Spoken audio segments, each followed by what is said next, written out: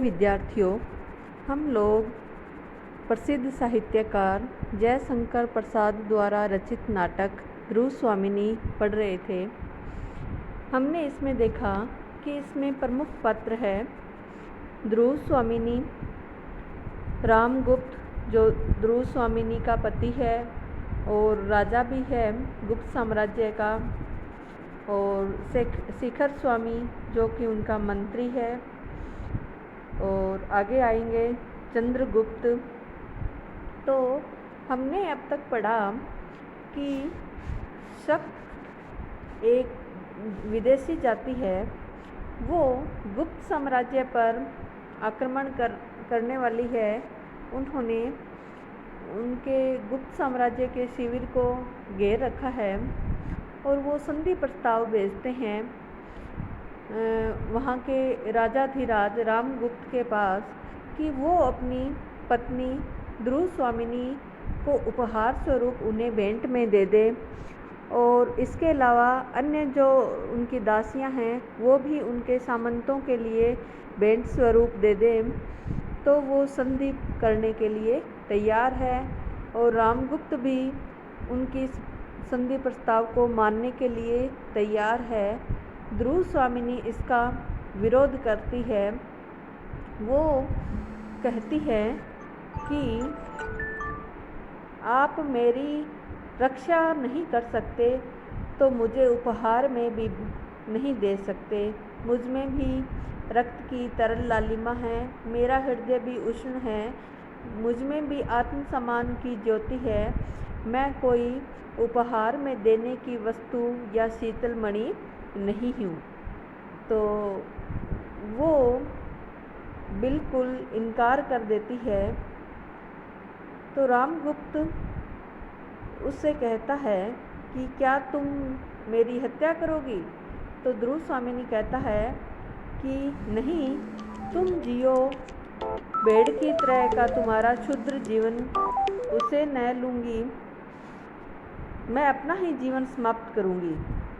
किंतु तुम्हारे मर जाने पर उस सक्राज के पास किसको भेजा जाएगा?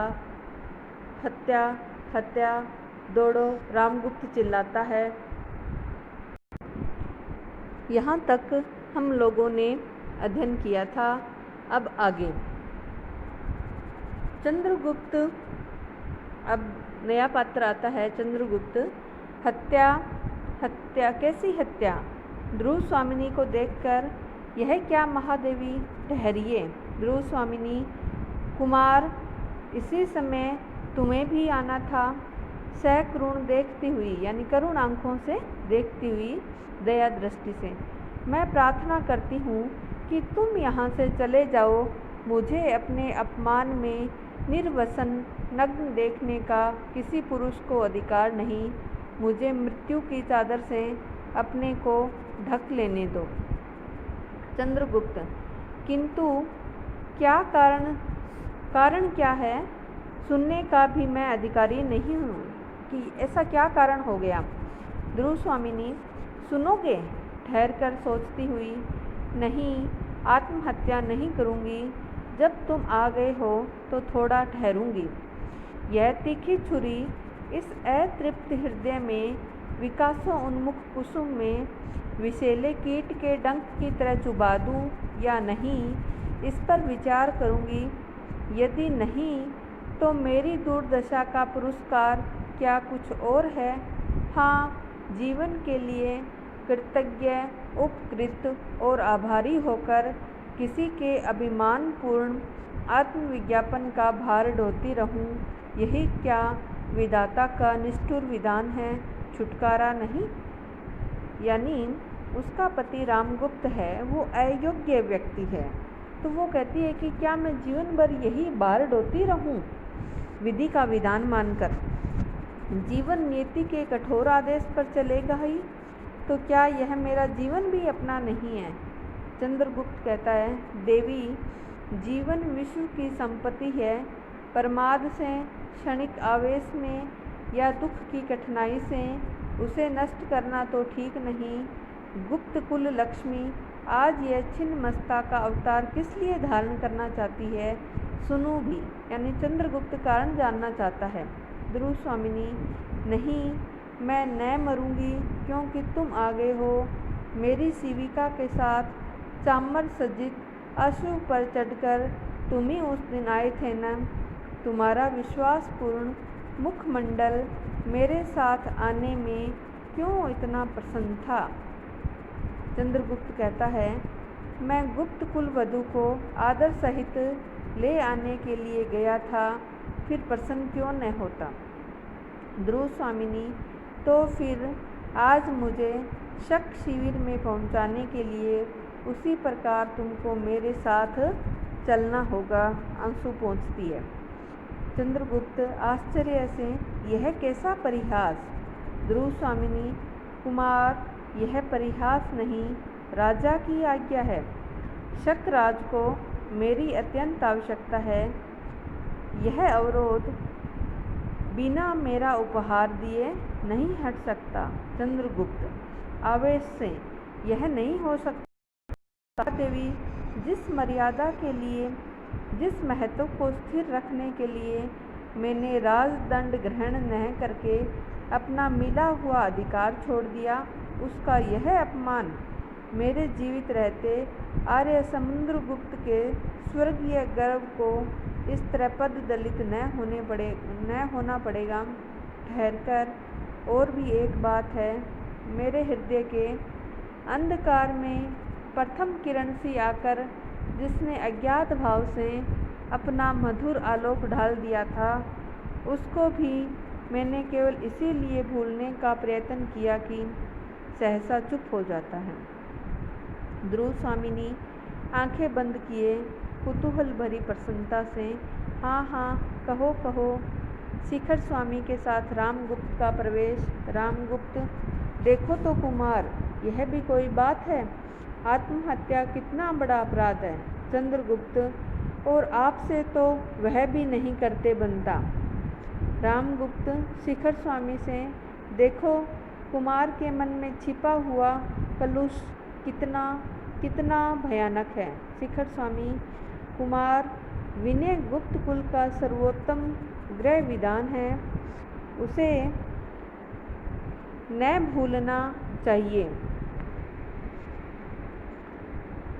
चंद्रगुप्त व्यंग्य से हंसकर, अमात्य यानी मंत्री, तभी तो तुमने व्यवस्था दी है कि महादेवी को देकर भी संधि की जाए। यानी दुश्मन के आगे इतना झुक जाओ, इतनी विनयशीलता उसको दिखाओ कि अपनी जो कुल की मर्यादा है उसको भी उपहार स्वरूप भेंट में दे दो। तो चंद्रगुप्त उनको धिक्कारता है, क्यों नहीं, क्यों, यही तो विनय की पराकाष्ठा है। यानी पराकाष्ठा पहुंच गई विनय की। ऐसी विनय प्रवंचकों का आवरण है जिसमें वह शील न हो जो परस्पर सम्मान की घोषणा करता है। कायर पुरुष आर्य समुद्रगुप्त का सम्मान। का पुरुष आर्य समुद्रगुप्त जो इनके वंशज थे। तो शिखर स्वामी कहता है बीच में बात काटकर, उसके लिए मुझे प्राण दंड दिया जाए, मैं उसे अविचल भाव से ग्रहण करूँगा कि मुझे प्राण दंड दे दिया जाए और मैं उसे हंसते हंसते ग्रहण करूँगा, परंतु राजा और राष्ट्र की रक्षा होनी चाहिए। मंदाकिनी प्रवेश करते हुए, राजा अपने राष्ट्र की रक्षा करने में असमर्थ है, तब भी उस राजा की रक्षा ही होनी चाहिए। मंदाकिनी आती है, वो कहती है कि राजा अपने राष्ट्र की रक्षा करने में असमर्थ है, फिर भी ऐसे राजा की रक्षा होनी चाहिए। अमात्य मंत्री, यह कैसी व्यवस्था है। तुम मृत्यु दंड के लिए उत्सुक, महादेवी आत्महत्या करने के लिए प्रस्तुत, फिर यह हिचक क्यों।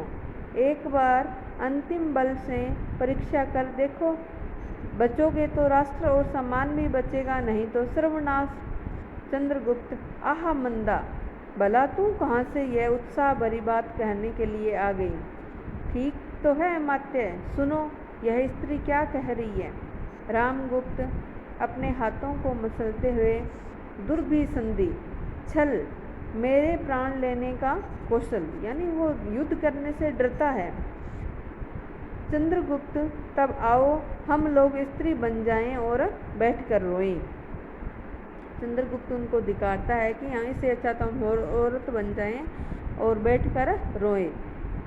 हिजड़ा प्रवेश करते हुए, कुमार, स्त्री बनना सहज नहीं है, कुछ दिनों तक मुझसे सीखना होगा। सबका मुंह देखता है और शिखर स्वामी के मुंह पर हाथ फेरता है। उहू, तुम नहीं बन सकते, तुम्हारे ऊपर बड़ा कठोर आवरण है। कुमार के समीप जाकर यहाँ तक कि बाकी हम अगली कक्षा में अध्ययन करेंगे। धन्यवाद। आप लोग इसका रिवीजन करना कि इसमें क्या कथा आई है, कौन कौन से पर्सन बन सकते हैं, इसमें कौन से प्रमुख पात्र आए हैं, जैसे कि अभी तक ध्रुव स्वामिनी, रामगुप्त, चंद्रगुप्त, शिखर स्वामी और मंदाकिनी। यह जयशंकर प्रसाद जी का बहुत प्रसिद्ध नाटक है। इसमें इन्होंने भूतकाल का कथानक, यानी गुप्त साम्राज्य का कथानक लिया है और उस पर आधुनिक काल की समस्या को चित्रांकित किया है कि एक अयोग्य पति को क्या त्यागना उचित नहीं है, जीवन भर उसका बोझ ढोना, इससे अच्छा तो उसको परित्याग कर दिया जाए और पुनर्विवाह कर लिया जाए। ऐसी समस्या ये नाटक है, ये प्रस्तुत करता है। धन्यवाद।